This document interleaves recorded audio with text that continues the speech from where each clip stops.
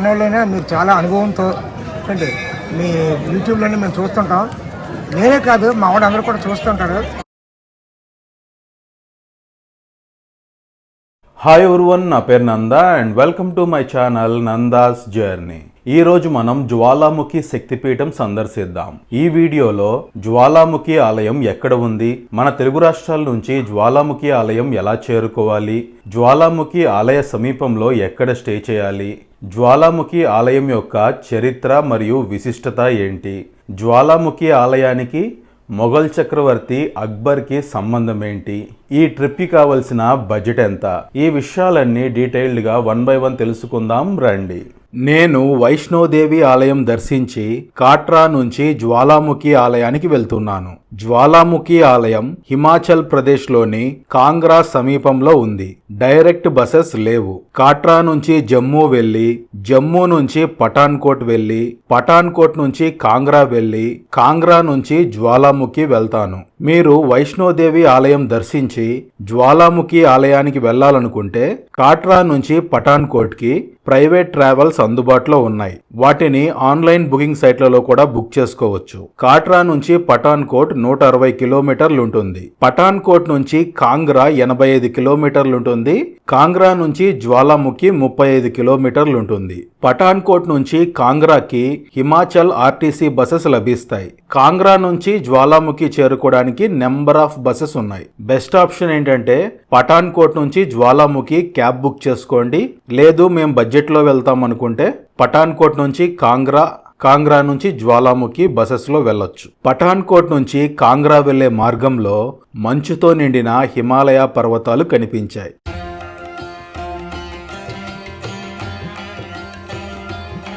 నేను కాంగ్రా చేరుకునే సమయానికి రాత్రి 7 అయింది. ఇది కాంగ్రా బస్ స్టాండ్. నైట్ కాంగ్రాలో స్టే చేసి నెక్స్ట్ డే మార్నింగ్ కాంగ్రా నుంచి జ్వాలాముఖి వెళ్తున్నాను. కాంగ్రా బస్ స్టాండ్ సమీపంలో వ్యూ ఎలా ఉందో చూడండి.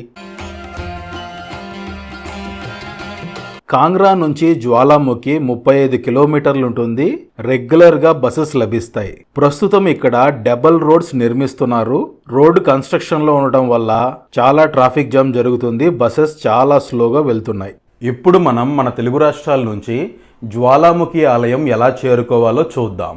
జ్వాలాముఖి ఆలయం హిమాచల్ రాష్ట్రంలోని కాంగ్రాకి సమీపంలో జ్వాలాముఖి అనే ప్రదేశంలో ఉంది. ఆ ఊరి పేరు కూడా జ్వాలాముఖి.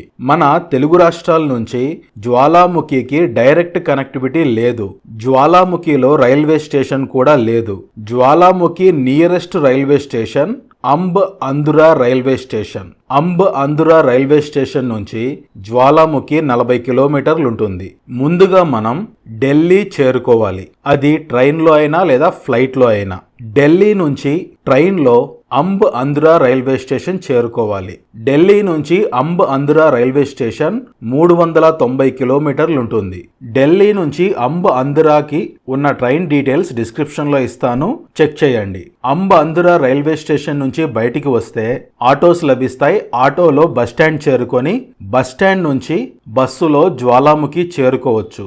లేదంటే డైరెక్ట్గా రైల్వే స్టేషన్ నుంచి క్యాబ్ బుక్ చేసుకోవచ్చు. కేవలం 40 కిలోమీటర్లు ఉంటుంది. ఫ్లైట్లో వచ్చే వాళ్ళు మీకు చండీగఢ్కి డైరెక్ట్ ఫ్లైట్ లభిస్తే చండీగఢ్లో దిగండి.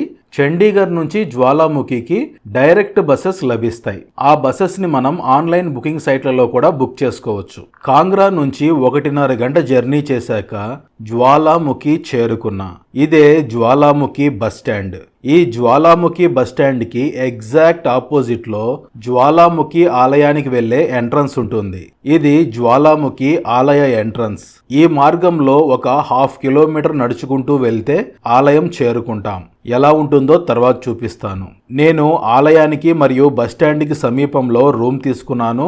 ఇదే నేను స్టే చేసిన హోటల్ హిమాలయన్ రీజెన్సీ. ఇది సింగిల్ రూమ్. ఈ రూమ్ నాకు 1600 పడింది. ఇప్పుడు మనం జ్వాలాముఖి ఆలయ సమీపంలో ఎక్కడ స్టే చేయాలో చూద్దాం. జ్వాలాముఖి బస్టాండ్ వెనుక మరియు బస్టాండ్కి కుడివైపు బడ్జెట్ హోటల్స్ లభిస్తాయి.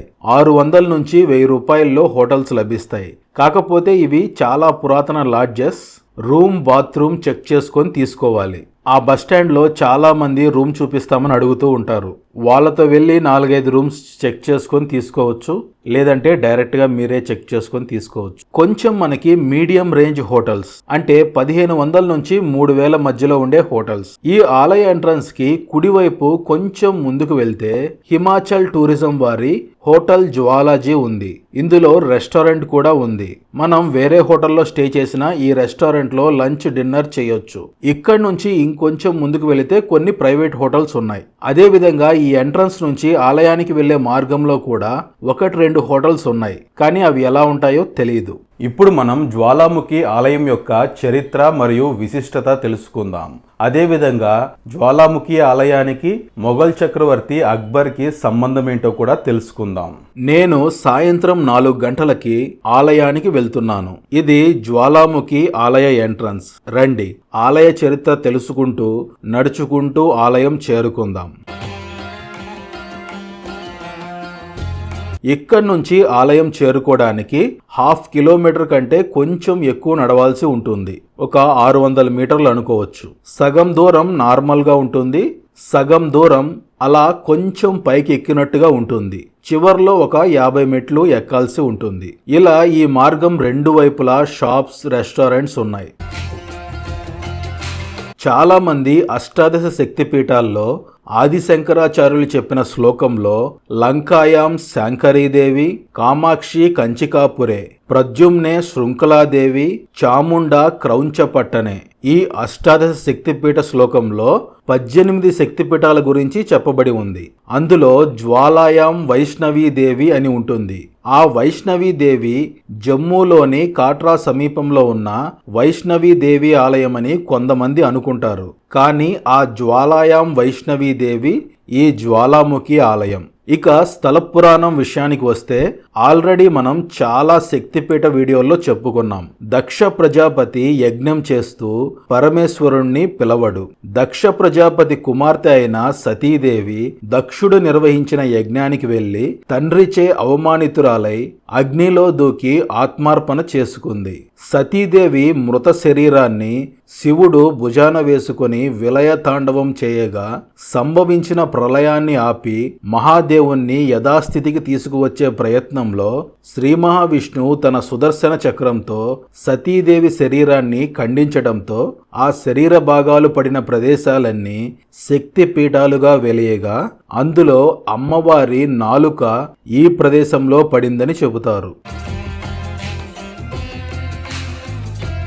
ఈ ఆలయ నిర్మాణం మొదటిగా ఎలా జరిగిందంటే పూర్వం కటోచ్ వంశానికి చెందిన మహారాజా భూమ్చంద్ దుర్గాదేవికి పరమభక్తుడు. ఒకరోజు భూమ్చంద్కు స్వప్నంలో అమ్మవారు కనిపించి తను పలానా చోట ఉన్నానని చెప్పిందట. అమ్మవారు చెప్పిన ప్రాంతాన్ని ఎంత కులంకుశంగా వెతికినా చిన్నపాటి విగ్రహం కూడా కనిపించలేదు సరికదా, బగబగా మండుతున్న మంట మాత్రం కనిపించిందట. అదే అమ్మవారి రూపంగా భావించి రాజుగారు ఈ ప్రదేశంలో ఆలయాన్ని నిర్మించారని చెబుతారు. అలా మనం ఎంట్రన్స్ నుంచి ఒక 600 మీటర్లు నడుచుకుంటూ వస్తే ఆలయం చేరుకుంటాం. ఆలయ మెట్ల వరకు కార్లు వస్తున్నాయి. కాకపోతే ఎంట్రన్స్ లో సెక్యూరిటీ వాళ్ళని రిక్వెస్ట్ చేసుకోవాలి. భక్తుల రద్దీ ఎక్కువగా ఉన్నప్పుడు మాత్రం అలో చేయరు, గుర్తుంచుకోండి. ఈ మెట్ల మార్గం ఎంట్రన్స్ లో లెఫ్ట్ సైడ్ చెప్పుల స్టాండ్ ఉంది, యూస్ చేసుకోండి. ఇక్కడ నుంచి మనం ఒక 50 మెట్లు ఎక్కాల్సి ఉంటుంది. అలా మెట్లెక్కి పైకి చేరుకోగానే ఆలయ ప్రాంగణం చేరుకుంటాం.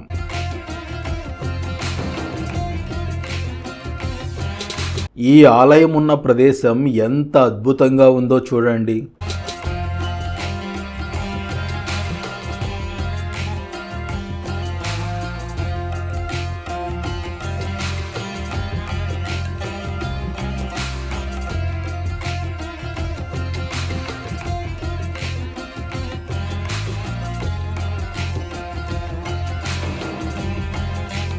ఆలయం దర్శించే ముందు కొన్ని ముఖ్యమైన విషయాలు తెలుసుకుందాం.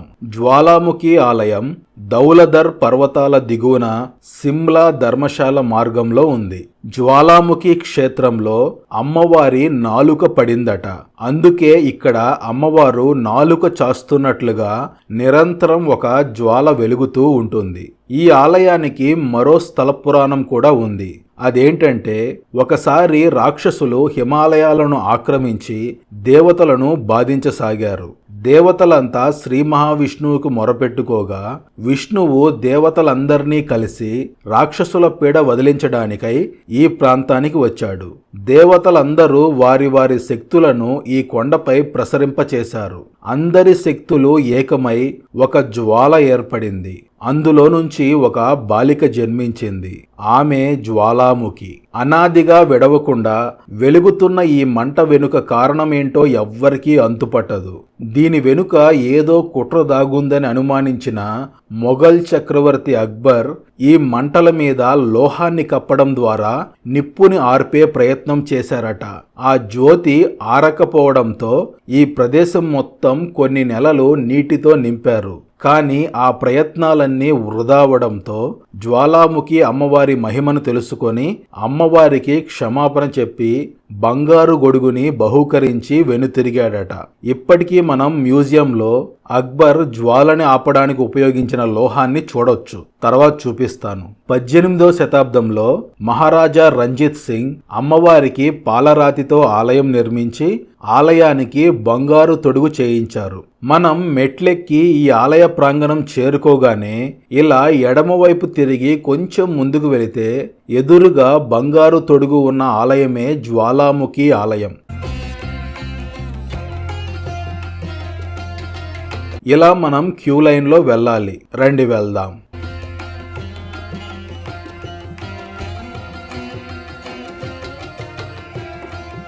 ఆలయం లోపల ఇలా ఉంది. ఇక్కడ వీడియో తీయకూడదు. ఆలయ సమీపంలో ఇలా లైవ్ స్క్రీన్స్ ఏర్పాటు చేశారు. ఆలయంలో ఎటువంటి మూర్తి ఉండదు. ఈ జ్వాలనే మనం అమ్మవారిగా పూజిస్తాం.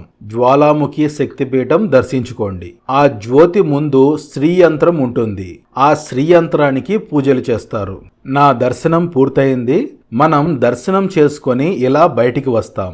బయటికి రాగానే ఎదురుగా ధ్వజస్తంభం ఉంటుంది. దీనికి ఎదురుగా ఉన్న ఈ మండపంలో అమ్మవారు ఉంటారు. అమ్మవారికి ఎడమ వైపు ఒక వస్తువు కనిపిస్తుంది కదా, దీనితోనే అక్బర్ జ్యోతిని ఆర్పడానికి ప్రయత్నించాడు. ఈ 3 ఆలయాలు లక్ష్మీ, సరస్వతి, పార్వతీదేవి ఆలయాలు. ఈ ప్రదేశంలో చాలా ఉపాలయాలు ఉన్నాయి, దర్శించుకోవచ్చు. ఆ పైన కొండపై ఉన్నది మహాశివుని అంబికేశ్వర మందిరం. మహాయోగి గోరఖ్నాథ్ ఈ ప్రదేశంలో తపస్సు చేయడం వల్లే సిద్ధి పొందారని చెబుతారు. ఆ పైన రెడ్ కలర్ లో ఉన్న ఆలయం గోరఖ్నాథ్ మందిర్. అదే గోరఖ్నాథ్ తపస్సు చేసిన ప్రదేశం. ఆ ఆలయంలో కూడా జ్యోతి ఉంటుంది. మొత్తం ఈ ప్రదేశంలో 9 జ్యోతులు ఉన్నాయని చెబుతారు. ఆ కొండపై ఉన్నది తారాదేవి ఆలయం. ఇది యజ్ఞ మండపం. ఇక్కడ పండితులుంటారు. మనం ఏదైనా పూజలు చేయించుకోవాలనుకుంటే ఇక్కడ చేసుకోవచ్చు. జ్వాలాముఖి ఆలయానికి ఎదురుగా, అంటే మనం మెట్ల మార్గం ద్వారా పైకి రాగానే కుడివైపు తిరిగితే ఈ ఆలయం ఉంటుంది. అమ్మవారిని దర్శించుకున్నాక దీన్ని దర్శించుకోవాలి. రండి లోపలికి వెళ్దాం. లోపలికి రాగానే వెండి మంచం, దానిపైన వెండి గొడుగు ఉంది. ఇది అమ్మవారు శయనించే ప్రదేశం. ఇక్కడ అమ్మవారు రెస్ట్ తీసుకుంటారట. దీని వెనుక ఉన్న స్టోరీ నాకు తెలియదు. ఇంతటితో మన జ్వాలాముఖి శక్తిపీఠ సందర్శన పూర్తయింది. నేను ఆలయాన్ని దర్శించిన సమయంలో మన వాళ్ళు కనిపించారు. వైజాగ్ నుంచి వచ్చారట. చిన్నోళ్ళైనా మీరు చాలా అనుభవంతో అంటే మీ యూట్యూబ్లోనే మేము చూస్తుంటాం. నేనే కాదు, మా వాడు అందరూ కూడా చూస్తుంటారు. మాకు చాలా తెలియని విషయాలు చిన్నవాడుగా మీ దగ్గర నేర్చుకుంటాం. నేను కూడా గత 20 సంవత్సరాలు బట్టి కంటిన్యూగా తిరుగుతూ వైష్ణవదేవికి కంటిన్యూగా నేను వెళ్తాను, భక్తుడిని. ఎందుకంటే నా 2 కాళ్ళు బాగోలేకపోయినా సరే అమ్మవారి దయ వల్ల ఇంకా బాగానే ఉన్నాయి. ఇంత ఎనర్జీతో తిరుగుతున్నాం అంటే మీలాంటి వాళ్ళు తాలూకు ఇది, అమ్మవారి తాలూకు ఇది. నాకు ఎక్కువ అమ్మవార్లు అంటే ఇష్టం కాబట్టి మీ వీడియోస్ కూడా మేము చూస్తున్నాం. ఇంకా మీరు ఇంకా బాగోవాలి కోరుకుంటున్నాం. ఇంకా ఒక తెలుగువాడిగా నేను కోరుకుంటున్నాను. చాలా సులువు అవుతుంది. అదే అంటే మీరు కూడా తెలుగువాడు అవడం వల్ల మాకు ఈజీగా ఉంటుంది. ఈ విధంగా అందరికీ ఉపయోగపడాలి. మారేడుమిల్లి అరకు మీ వీడియోలు చూసి నేను కారులో ఓన్ డ్రైవింగ్ తో 74 years ఏజ్ లో నేను ఓన్ గా వెళ్ళాను. అది inspiration. Only inspiration, only videos. అందుకే నేనేమనుకుంటున్నా అమ్మవారి దైవాలు ఇక్కడ కలడం కూడా ఇది గొప్ప విశేషం. ఇది కావాలని కాదు, అమ్మవారి దైవాలు కలిసామని నేను నమ్ముతున్నాను. బడ్జెట్ డీటెయిల్స్ క్లియర్గా డిస్క్రిప్షన్లో ఇస్తాను, చెక్ చేయండి. Return same. ముందుగా మనం జ్వాలాముఖి నుంచి అంబ్ అంద్రా రైల్వే స్టేషన్ చేరుకోవాలి. 40 కిలోమీటర్లు ఉంటుంది. బస్సులో లేదా క్యాబ్లో చేరుకోవచ్చు. అంబ్ అంద్రా రైల్వే స్టేషన్ నుంచి ట్రైన్లో ఢిల్లీ చేరుకోవాలి. ఢిల్లీ నుంచి ట్రైన్లో లేదా ఫ్లైట్లో మన హోమ్ టౌన్ చేరుకోవచ్చు. ఒకవేళ మీకు డైరెక్ట్గా చండీగఢ్ నుంచి ఫ్లైట్ లభిస్తే జ్వాలాముఖి నుంచి చండీగఢ్కి డైరెక్ట్ బసెస్ లభిస్తాయి. ఫ్లైట్లో హోమ్ టౌన్ చేరుకోవచ్చు. ఈ వీడియోకి సంబంధించి మీకు ఏమైనా డౌట్స్ ఉంటే కామెంట్ సెక్షన్లో కామెంట్ చేయండి, రిప్లై ఇస్తాను. ఈ వీడియో మీకు నచ్చితే లైక్ చేయండి, షేర్ చేయండి అండ్ సబ్స్క్రైబ్ చేసుకోండి. బెల్ ఐకాన్ ప్రెస్ చేయడం మర్చిపోవద్దు.